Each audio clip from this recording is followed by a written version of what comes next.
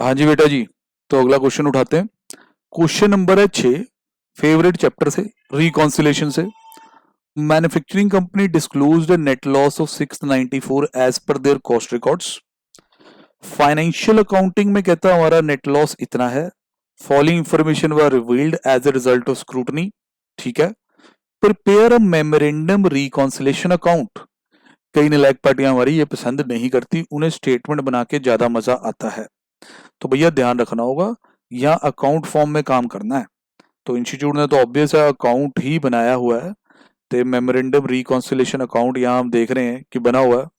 बस हमने अब ये अच्छी तरह से पता करना है। हाँ जी बेटा, तो इसमें हम कह रहे थे कि भी रिकॉन्सिलेशन अकाउंट फॉर्म में पूछ लिए। तो अकाउंट फॉर्म में थोड़ा आपको याद होगा कि हम एक अकाउंट बनाते थे, मेमोरेंडम रिकॉन्सिलेशन अकाउंट, ऐसे याद ही होगा।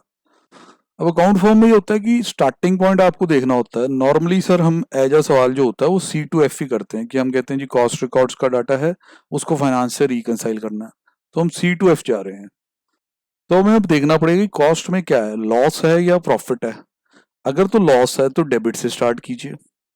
देखिए, to loss as per cost records. ठीक है sir, loss as per cost records कितना है सर ये? सर ये है 694,000, 694,000। अब इसको हमें रिकंसाइल करना है फाइनेंस के साथ। तो सर इसमें आप ये देखिए, इंस्टीट्यूट का answer memorandum reconciliation net loss as per costing, ऐसे ही शुरू हो गए। पॉइंट्स तो सर सारे पता ही हैं हमें, बाकी एक ओवरव्यू जरूर ले लेंगे। फैक्ट्री ओवरहेड अंडर अब्जॉर्ब्ड है, अंडर अब्जॉर्ब्ड मतलब कॉस्ट में फैक्ट्री ओवरहेड का खर्चा कम डला है, फाइनेंस में ज्यादा। हमें कॉस्ट को फाइनेंस से मिलाना है, तो कॉस्ट में खर्चा बढ़ेगा। यस सर, कॉस्ट में खर्चा बढ़ेगा। कॉस्ट में खर्चा बढ़ेगा तो कॉस्टिंग का प्रॉफिट और कम हो जाएगा। तो कम होगा तो डेबिट करें। तो ये आप देख सकते हैं, रिकॉन्सिलेशन अकाउंट के डेबिट साइड पे दिखेगा factory overhead under absorbed in costing. ठीक है sir. Admin overhead over absorbed.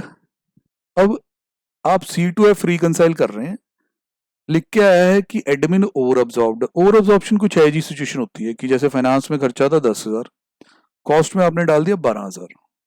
अब आप इसके प्रॉफिट को यहां से मैच करना चाहते हैं, तो खर्चा 2,000 कम हो रहा है, 2,000 कम हो रहा है खर्चा, तो प्रॉफिट 2,000 बढ़ेगा। अकाउंट शेप में ये क्या करना पड़ेगा? क्रेडिट। अकाउंट शेप में क्या करना पड़ेगा? क्रेडिट। तो आप अच्छे से देख सकते हैं सर, यहाँ जो अमाउंट है, यहाँ 1,20,000 का अमाउंट है, तो हम उसी के अकॉर्डिंग चलेंगे। 2,000 सिर्फ समझाने के लिए था। डेप्रिसिएशन फाइनेंस में 650 है, कॉस्ट में है 550। कॉस्ट से फाइनेंस की तरफ जाते वक्त डेप्रिसिएशन बढ़ रही है, डेप्शन बढ़ रही है, खर्चा बढ़ रहा है, खर्चा बढ़ रहा है तो प्रॉफिट कम, प्रॉफिट कम करना है तो डेबिट कीजिए, एक्सपेंस बढ़ाने हैं तो डेबिट कीजिए। ये लीजिए सर, डेप्रिसिएशन अंडर चार्ज है ये कॉस्ट में। ठीक है sir. Interest on investment not included in costing. Costing में ऐसी नॉन ट्रेड इनकम्स नहीं आती है, इंटरेस्ट वगैरह की इनकम नहीं आती है। तो 192 की इनकम कॉस्ट में नहीं है, फाइनेंस में है, पर हमें कॉस्ट को फाइनेंस से मैच करना है, तो प्रॉफिट बढ़ाना पड़ेगा। बढ़ाना पड़ेगा तो क्रेडिट करना पड़ेगा, क्रेडिट कर दिया।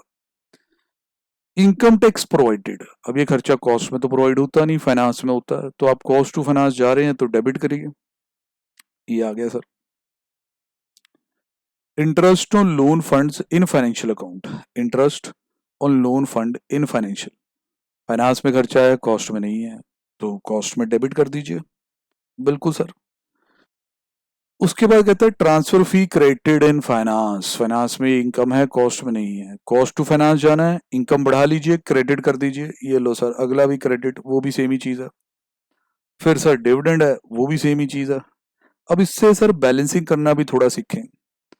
होता क्या है, आप डेबिट साइड वाली सारी आइटम्स ऐड कर लेंगे, ये, और इसके बाद ये जो डेबिट्स हैं ये आप ऐड कर लेंगे, उसमें से क्रेडिट्स हटा देंगे। अब इससे क्या आता है, इससे क्या आता है एंड रिजल्ट। अगर आपका डेबिट बैलेंस बचता है, वो इंडिकेट करता है कि दूसरे सिस्टम में भी लॉस ही है, क्योंकि आप अपने कॉस्ट के लॉस को लेके शुरू हुए थे, वो लॉस और बढ़ता गया डेबिट आइटम से। क्रेडिट आइटम से थोड़ा कम भी किया, पर फिर भी बचा डेबिट ही। It means it's a loss as per finance. और अगर रिवर्स हो जाए कि क्रेडिट साइड का टोटल ज्यादा और बैलेंस यहाँ आने लग जाए तो प्रॉफिट एज पर फाइनेंस हो जाएगा। तो थोड़ा सा ध्यान रखिएगा। बहुत ही सिंपल सम था, हम हमेशा चाहते होते हैं कि ऐसा सवाल हमें पेपर में मिल जाए। तो ये आपका डन है जी। अगला क्वेश्चन अगली वीडियो में कवर करते हैं।